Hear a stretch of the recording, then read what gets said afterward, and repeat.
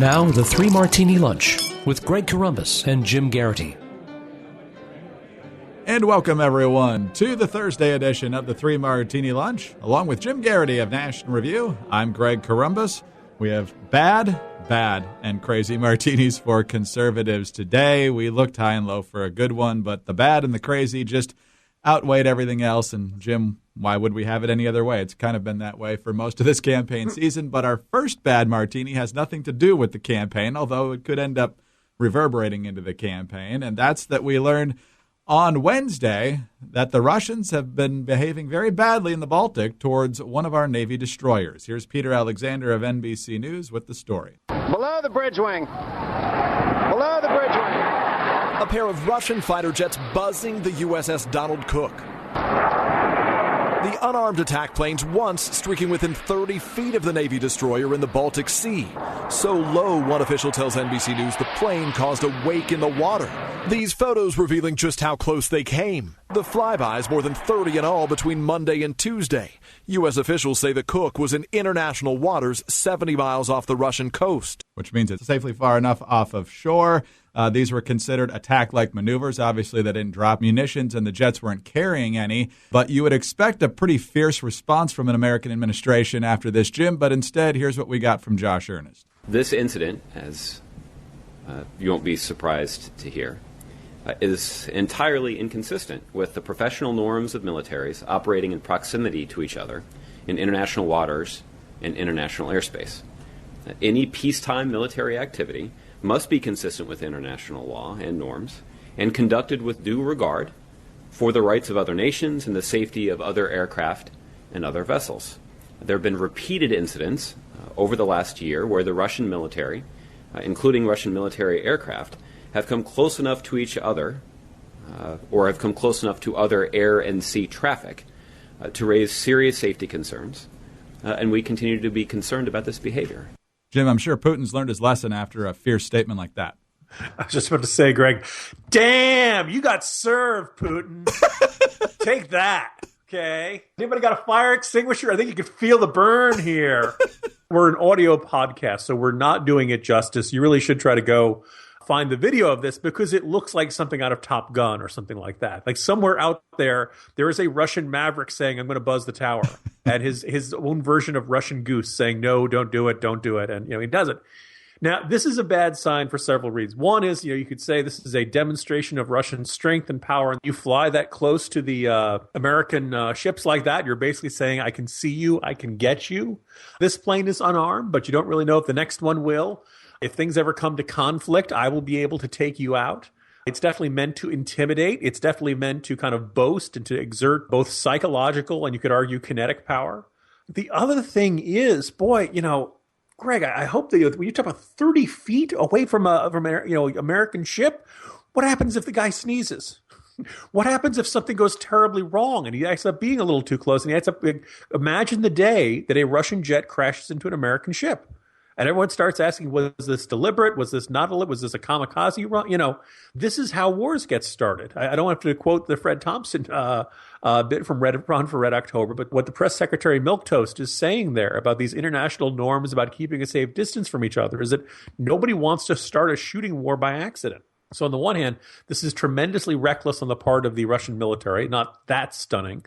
But you look at how they have tested NORAD defenses flying up by Alaska and Canada. You look at how they've tested NATO defenses. I mean, they probe us pretty regularly.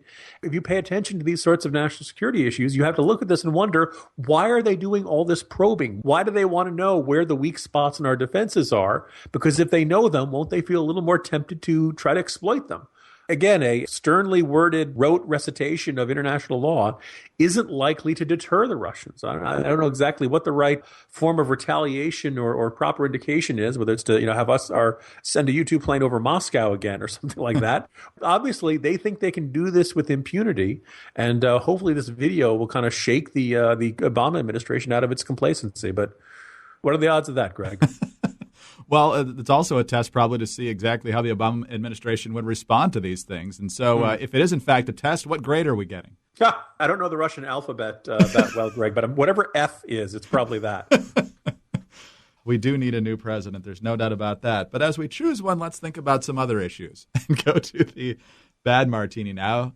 Jim, you may remember it was all the way back on Sunday in the wake of the Colorado Republican State Convention that Paul Manafort, the new delegate head honcho for Donald Trump, said that it was the Cruz campaign engaging in Gestapo-like tactics. I'm sure you can remember that since it was just 4 days ago. Interestingly, the tactics seem to be getting a little jackbooted, but not in that direction. This is from the Indianapolis Star. After expressing reservations about Donald Trump, some of Indiana's delegates to the Republican National Convention say they've received threatening messages from a few of the GOP frontrunner supporters. The emails warn that the delegates are being watched and imply they could be targeted. Some send ominous wishes to delegates' families. Now, to be fair, Trump's Indiana campaign calls the threats deplorable, but let's look at some of these things. Craig Dunn is a delegate and Republican chairman of Indiana's 4th Congressional District. His message read, "You sorry expletive. I hope the worst for you and yours." This delegate goes on to say, "It's very disappointing. I probably received 25 to 30 hate emails, phone calls, and voicemails, posts on Facebook that I deleted. Now they're hunting down friends of mine and posting that kind of stuff on their Facebook pages." Another delegate who's very skeptical of Trump is a guy named Kyle Babcock. The message he got was, "Wrong side, Kyle. Hope the family's well. Your name and info was sent to me on a list that is going public. Think before you take a step down the wrong path. The American people want to have faith in you, but it looks like a future in hiding is more appealing," unquote. Jim, obviously this is probably a tiny fraction of Trump supporters, but given what we just talked about with Mary Catherine Ham on Monday, it's repeating itself. Pretty appalling. And some folks might say, okay, what we're seeing from Manafort and the rest of the Trump campaign is a form of psychological projection when they accuse somebody else of Gestapo tactics. He never went into any detail about what the Cruz campaign did to be Gestapo. Their perception of history is that Gestapo was just really highly organized. And that's now Gestapo is now a synonym for organization. I was particularly frustrated this morning, Greg, when I looked on the Drudge Report, and his second headline up there was "In Hiding After Voterless Election." And it sounds like from that you might think the Colorado Republican Party chair was like, he was so ashamed of it. Well, no. As Ian Tuttle of National Review reported, his home address and phone number were put up on Twitter, and it was shared 600 times. So it's out there, right? So everybody knows where this guy lives. So now he's got the local police department and sheriff's office doing watch on his home. He's got a police department doing the same thing in his office. Like, this is not how our politics is supposed to work. Like, you don't get to rage at people and threaten their families because you were too disorganized to bother to show up at your own district conventions. Good heavens. And the second thing, in hiding over voterless election, Greg, speaking of somebody who grew up with Matt Drudge, right after the Lewinsky report, it's so bizarre to see him reporting something just flat out isn't true. You can argue whether precinct caucuses are the best system. You can say, hey, you know what? This system is comparably complicated and convoluted, but it is not a voterless election. They had tens of thousands of people show up at like 3,000 sites across the state. And for some reason, all of a sudden, it's this claim, oh, it was stolen. It is disheartening to see Matt Drudge throwing gasoline onto the fire and seeming to want to facilitate these conspiracy theories. And this is all because Donald Trump and his team can't say, you know what? We totally screwed up. We were not prepared for this system. We didn't pay attention to it. We didn't even go and speak to the Colorado State Convention. Ted Cruz did. You think maybe that had a factor in it? Woody Allen once did the joke, 90% of life is showing up. Well, Trump didn't show up. If you don't, one of the guy who's burning his Republican voter registration on also featured on Drudge, didn't show up to the Congressional District Convention where he was named as a delegate. He skipped that stage, and he showed up at the state convention and thought he was able to participate there. He wasn't. He didn't know how the system worked. And if you want to be a delegate, you have to know how it works. And it's just a baffling and frustrating set of circumstances. And now you're ending up with people who are so, my suspicion is, mad at themselves and mad at Trump and his team for not doing their jobs and not doing what they're supposed to do, that they're lashing out at the state party chairman because he's just the most convenient object. And by blaming him, they don't have to think about what they themselves could have done and didn't do. This might be the most ominous one of all in Indiana. This was directed to a guy named Tom John, not the former pitcher, chairman of Indiana's 7th Congressional District and an at-large delegate candidate. Here's the message, quote, traditional burial is polluting the planet, Tom. Hope the family is well. Your name and info has been given to me on a list that is about to go public. Good luck becoming a delegate. We are watching you. Quote. Let's assume that this delegate, he decides not to show to Cleveland, that this intimidation works. I think the strange thing is that it sounds like a lot of Trump's, it's justified. The end justifies the means. They're perfectly fine with that. And yet they surprise that so many people find Trump and his supporters and his movement utterly repugnant. So I'm glad the Trump campaign denounced it. But you notice you never really see the candidate get all that upset that people are doing this in his name, do you? Haven't seen it yet. Yeah. Meanwhile, Trump seems to have found a new friend. As we go to our crazy martini, this is Karl Rove now, had publicly blasted Donald Trump as a petty man consumed by resentment and bitterness with little gravitas and almost no chance of beating Hillary Clinton. But privately, the super PAC conceived by Rove is suggesting to its donors that it can help Trump win the White House and save Republican senators whose re-election bids could be jeopardized by having Trump at the top of the ticket. The apparent warming of the American Crossroads super PAC and its sister groups to Trump has become evident in its recent communication with donors, including a Tuesday afternoon investor conference call, according to multiple sources familiar with the outreach.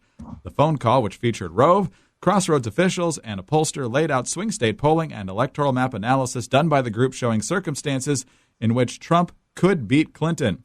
One source, a high-level operative with the Koch brothers' conservative advocacy network, characterized the conversation as heralding a softening of the anti-Trump position within the big money GOP establishment. Their essential logic is, quote, it's not that they support him, only that if he's the guy, we can do something to stop Hillary. So, Jim, strange bedfellows here. Sometimes you see news and it genuinely surprises you. This really genuinely surprised me. And not just because for a long time, Karl Rove has been writing very critical things about Donald Trump and saying this guy is the worst possible choice for Republicans. He's going to get demolished by her. He's exactly what Hillary Clinton wants to run against. And the other odd thing is that he was just, this was a Wednesday call. At one point this week, he goes to Utah to do an event for the governor there. And he's asked about Trump. And he says, it's just frightening what Trump doesn't know. So clearly, Karl Rove still doesn't think very highly of Donald Trump. But now his group is saying to their donor, well, we think we possibly could help him win. If you think he's enormously unqualified, dangerous to put in office, maybe you shouldn't be trying to help him win. But the other thing is, the strangest thing on that was the claim that there are polls indicating that Trump can beat Hillary. Well, those must be some really secret polls. And those polls must be seeing something completely different from what every public poll is showing and what really should be unnerving Republicans. Because you can always say, the polls are skewed, or it's too early in the process, or, but there's any way you want to measure it. Head to head, you're finding pretty much the same thing, a double-digit lead for Hillary Clinton. Even if you say, it's too early. Well, both of them have like near 100% name ID. People know who these people are. And their favorable, unfavorable ratings are there. There's a poll out this morning from ABC News, Greg, that says that, there are more than half Americans have a strongly unfavorable view of Donald Trump. If you begin with 51% of the voters hating you, there's really not much you can do. The race is over before it began. The argument that Hillary has high negatives, yes, she does. For that matter, Ted Cruz is, fairly, they both have what would ordinarily be considered terrible high negatives, but Trump just completely skews the scale there. So it's very odd to see Karl Rove seeming to make his peace with the Trump nomination, or developing a plan to help Donald Trump win, or telling his supporters or his donors that, hey, there's still a possibility for this. It just seems odd in light of what we all know publicly and what Rove has said so far. Then finally, the last thought for this, Greg, is, man, if you're supporting Trump because you think he'll stand up to the GOP establishment like Karl Rove, make room on that bandwagon, right? This is going to be strange bedfellows. You got to wonder, does that taint Trump? Or does that all of a sudden, does Karl Rove seem like a good, sensible, true conservative who's, now trustworthy to all the Trump supporters? Oh, I can get along with people. I can work with people. I can make deals. But he's a deal maker. There you go. Do you get the sense here? Because you also have folks like Charles Krauthammer who detest Trump, but has basically said that the party is going to implode if Trump doesn't get the nomination, because he's going to have the most delegates. He might not have a majority, but the most delegates going into Cleveland. So do you think a lot of folks on the right are simply concluding that it'll be easier to rebuild a party if Trump loses than if Trump doesn't get the nomination and there's just mass chaos? Trump has 37% of the vote in the Republican primary so far, and there are different polling of this, but generally the never Trump crowd, the folks who say he's completely unacceptable to them, are in the ballpark of 37% as well. So, Greg, which 37% do you want to lose? 6 of one, half a dozen of the other. That's an excellent question. I'm just trying to read into what these guys who have detested Trump for so long are trying to accomplish here, but it's a lose-lose proposition in a lot of ways. If either side's got to leave the party, to me, it's a side that isn't me. Like happy trails, enjoy. I'd rather lose being true to my principles and conservatism, meaning conservatism, conservatism, being what it has always stood for, than watching it transmogrified, to use a line from the old Calvin and Hobbes comic strip. Into this, incoherent authoritarian populism. Better to go down fighting for what you believe in than to watch yourself turn into this zombie party. But that's where I'm sitting right now, Greg. And at some point, I'm sure they'll just probably get me my own, warm, fuzzy messages that those Republican delegates have been getting lately. I'm surprised you don't already get them. But Jim, on that note, at least tomorrow's Friday. Talk to you then. See you Friday, Greg. Jim Garrity of National Review. I'm Greg Columbus of Radio America. Thanks for being with us today, and join us again tomorrow for the next 3 Martini Lunch.